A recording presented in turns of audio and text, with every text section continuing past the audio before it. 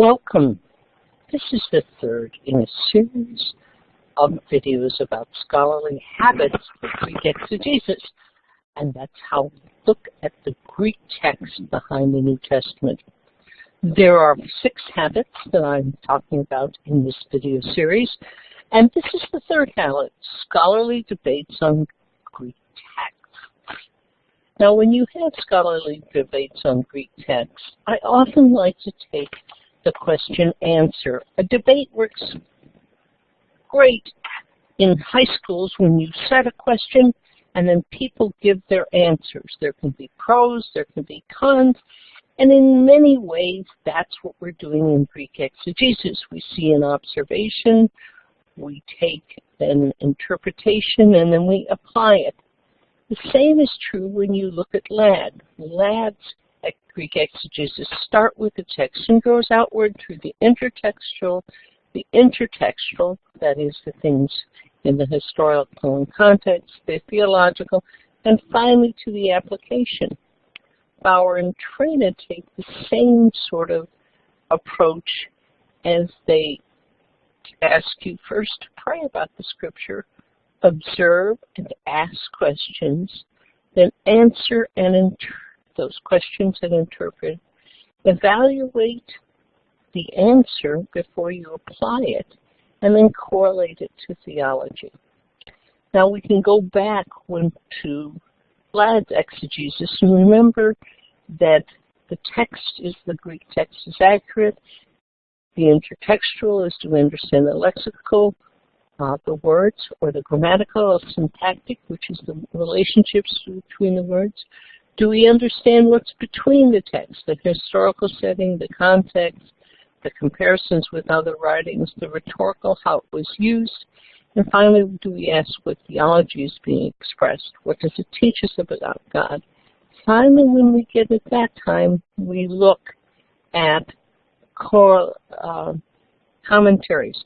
So at this point, we're not at the commentaries because we're not at the correlate theology. We're still at the answer and interpret when we talk about Greek exegesis text. So remember, we need to select a good debating question. What's the criteria? Is it important? Is it difficult? Is it related to something else? Are we interested in it? Maybe it just caught our fancy. When do you select it? During the observation process? After you've observed everything about the text? It depends on when we do the text. Now, you've heard all of this in the general interpret method with Bauer Traina. And during that period, I said, when you get to an answer, you must pick scholarly information. You must pick relevant information from lexicons, from literary context, from word use, from scriptural testimony, other scriptures, from types of terms. Is it literal? Is it figurative? Is there an inflection in syntax? Is there a general literary form that comes here? Is it having a psychological factor? Does it want to give a punch to the emotions? Is there a tone or an atmosphere, quiet or intensity? What's the purpose of the author? What's the historical background, the history of terms, the text, the transition, and finally interpretation by others? So when you get a question, you say, perhaps, what is the meaning of this term? Then you pick out relevant determinants. What's the primary determination? What's the context? What's the usage? What's the scriptural story? What's the background? What's the interpretation? And you walk it through. So first you say, okay, here's the primary definition. And then here's the context. Here's the word usage. And you build it up from the primary definition to the usage, which means when you get there, you have a determinant. So what's the priority of the resources? And that's the real piece for today's video lecture. There is a priority that is inherent in LAD's exegetical list, but let me be really explicit. So when you discuss it in a question in the discussion forums, when you work on an answer for your exegetical notebooks, when you talk about a commentary, what do you have to have above? So, first of all, If we've not set the text, use NA27 or NA28, that along critical wrappers to set the text. Usually the transition between version 27 and 28 is not as much, so if you only have 27, it's a good beginning, but I always recommend getting the latest Miscellanean Greek text and the critical apparatus. It's been true since the first Greek text all the way forward through the Middle Ages. The mistakes are made when we don't have the clear text. So stay with understanding of what's clear and what's not. Then look at lexicons. Look at BDAG as the primary lexicon. Look at others as secondary. Then take a literary context. What's the grammar? What's the syntax? Is it an idiom? Many people found out that when we looked at Acts 17, there was an interesting idiom they'd never seen. It was te, followed by a bunch of text, followed by a te and another bunch. Instead, they wondered, well, why is this and a? It was instead not only but, or as, and also. It's an idiom like the mende idiom. So make sure you understand those. There's great grammar books listed in your resources, also an idiom book. Then, if you are concerned about the words, look at a word study with a combination of a lexicon and a theological dictionary to enhance your observations. We teach in a course that uses word studies to help people learn Hebrew and Greek. So please take time to do that. That's a task that can be done at any time. Then there's the scriptural testimony. Now, scriptural testimony can be looked at as the intertextual portions of the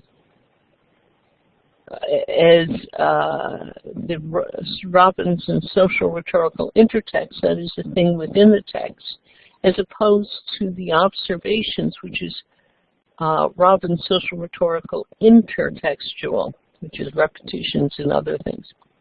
Please see the Robin social rhetorical videos for details on that. So in the scriptural testimony, you look what's actually in the scripture from, with earlier scriptures being the basis on which the Gospels and the New Testament. So please look at the Septuagint, the LXX, the 70s Greek translation. Look at scriptural references. You'll find that in many of your texts. Now, then, once you get beyond that, you have to look at the historical and cultural context and look at the historical background, the terms, the history of the terms, the culture. And again, that's Robin's historical and social context.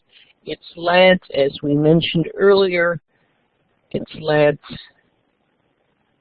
intertextual, historical, context, comparative, and rhetorical. Now, don't let one method form your entire thought. I provide many methods in this course. Counterbalance them. Look at it as balances that go between two or three things.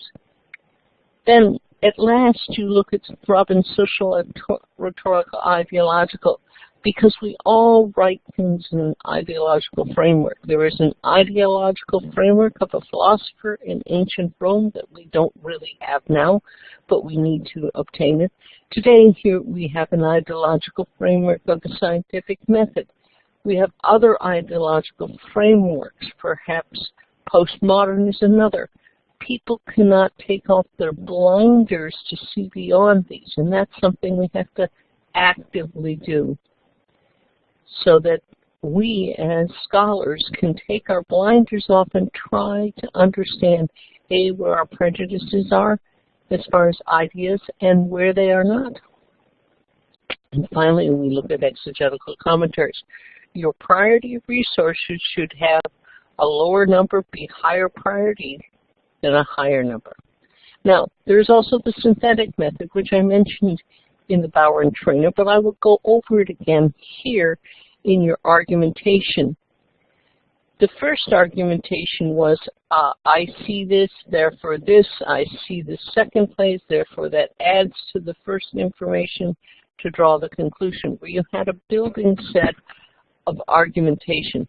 In the synthetic model, you have a dualistic mind. I have premise 1 and premise 2, therefore there's an evidence. But on the other hand, I have premise 3 and premise 4, based on these evidences. Therefore, the interpreted leads to B. So you can provide a contrasting. That may be really useful if you have two types of information. For example, model 1, where piece evidence A comes from contextual information, piece F comes from word usage, and where the evidence, that is, piece J comes from scriptural testimony and evidence U comes from syntax. Oh, great. So that leads us to answer 1 to the question. But then on the other hand, you see evidence B from contextual information, G from word usage, K from scriptural knowledge, and T from historical context that leads to answer B. That 2 answers shows depth of evaluation, and the ability to concisely speak it provides an extra ballot. So when you get all done, provide a summary. You notice the both answering methods, either our initial method of state a premise, come to a single answer, or the synthetic model where you state the premises and the evidence and come to one answer, and then state a different set of answers and come to a second answer. It comes to an answer. You know, it should be an answer. If you have multiple word definitions, use the word study to combine your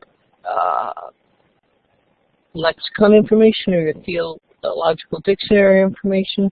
If you have multiple sources, synthesize it by type and quality. Notice I gave you a preparation, but start with the most important, which usually means your priority is you're starting with the text, you're then starting with the words, and then you're starting forward. But provide a short summary. Make sure at the end of your synthesis the reader understands if you're providing one answer or two answers, what your clear comparison and contrast and your important points. Cite the answer and make sure you give that. Don't leave someone at the end looking like, well, what did you really say? Make sure as you derive your logic, it's clear. It comes to clear intermediate points, and then it comes to a clear solution. Well, next I'm going to talk about having scholarly debates on a word or a text based on 2 exegetical commentaries. And this is, again, word studies and other things that examine multiple resources. I look forward to chatting with you in our next video.